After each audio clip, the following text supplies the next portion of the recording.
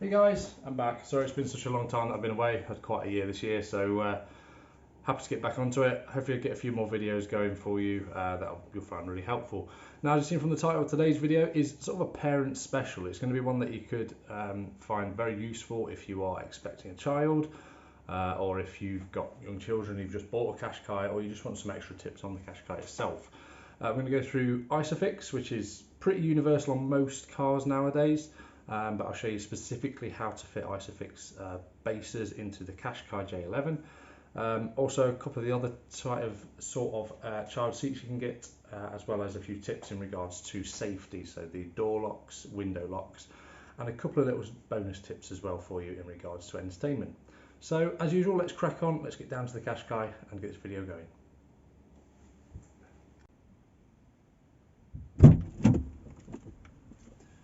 So the first thing you'll find is that you've got these ISOFIX points on the back. So you've got two each side for each seat.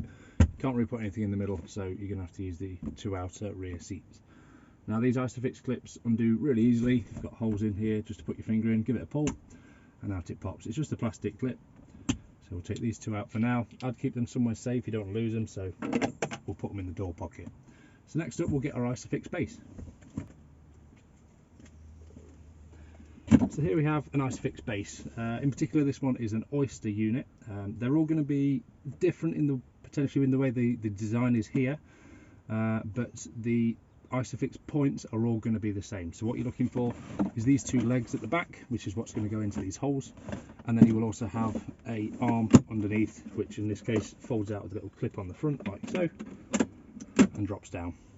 So it's dead simple to use ISOFIX. That's the best thing about it. All we need to do is line these two legs up into those two holes and listen for the click. There we go. Now, like I said, they're all different. This one in particular actually has a red or green, not light, but a signal on the side, and that shows you whether the ISOFIX points are engaged properly. So if I was to not have it engaged properly, you can see it's red, and I don't know if you can see it from there, but as it clicks in, it goes green. The other thing, like I said, is it has this leg, which I'll show you next. So you can see from this side how it looks. The leg underneath just sits down, and the whole point is just to stabilise the ISOFIX base. So in this case it sits on the floor. This one you can just squeeze it to adjust the length of the leg, but you've got to make sure it's down and that there's no lift on it at all. It is against the floor. A close look at those signals. You can see the green here. As I disconnect it, it goes red, and as it clicks in, green. Most ISOFIX bases have this sort of system, so they're pretty useful. As you can see, compared to a standard seat, it's really easy to click in. Next up we'll go to a different kind of seat and show you how they attach in. So next up we have the more conventional high back seat. I believe this is for, so this one in this case is for 9 to 18 kilograms. So you may find these come with all the belt adjustments in them. My son's grown out of this now, so therefore it's obsolete, not used anymore, but I thought I'd show you it anyway. So the only difference, once you've taken the straps out, is you can have different head height. Now these, you will always find the instructions are on them. So in this case you've got it on the side, but it's basically held in by the seat belt. So in this one's case, we get the seat belt, it comes out under the rear headrest, tucks in to a clip under there. It will then go around the child, and the seatbelt will go into the actual holster down here, so, and then across the child, like so. So under here is where the straps go, and that's it. Nice and simple, this one. The only other one that you could use maybe would be a booster seat, which is just simply literally that, it's a booster seat which the child sits on where the seat belt as usual. So next up I'm going to go on a few tips and tricks that parents may need to know with their Qashqais, things like child locks, window locks, that sort of thing. Now just to point out, in order to get that seat to fit properly, you do have to remove this headrest. You may find yours is different, but in order to do it you just simply get your fingers under the headrest, lift it up a little bit, little clip on the side, push that in, little wiggle,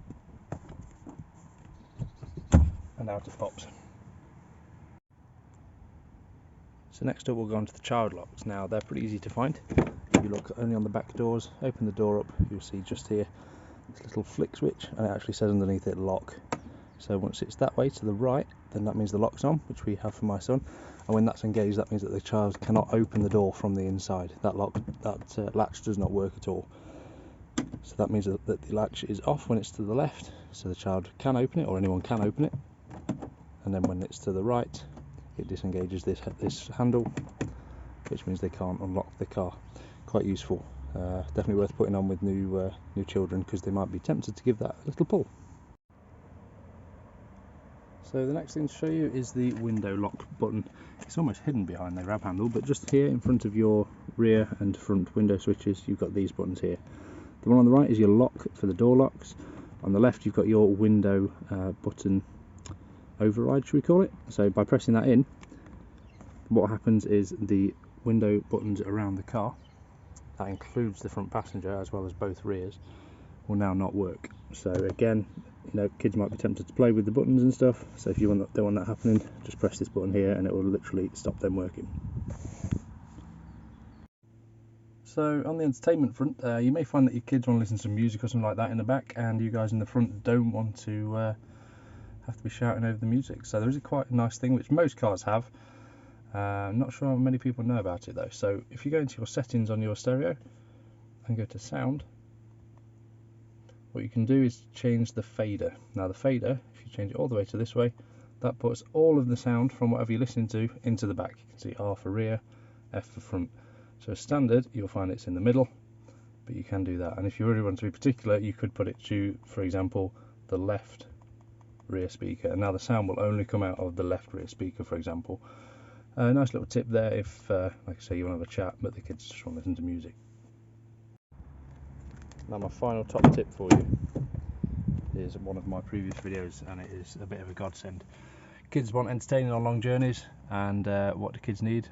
What do they need is arguable, but you know, electronic devices, Nintendo Switches, phones, tablets, etc, etc, they need charging. Now on my previous videos I fitted this here, which is a rear USB charging point, so you can just plug in your USB devices into there and put them on charge.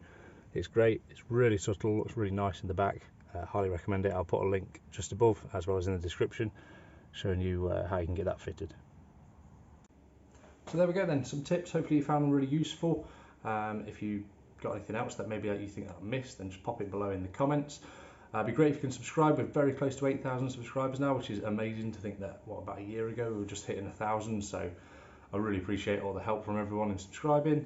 Also check out the Facebook page. I'm quite often replying to requests and questions on there, and we've got a pretty good community now. There's some real good knowledge, so if you have a Qashqai J11, it's no-brainer to head over to there. And also look out for more videos, and feel free to let me know if you want me to do certain videos. Next up, hopefully, thanks to a request, we'll be doing the second rear fog light video. So yeah, look out for that, and I'll see you guys soon.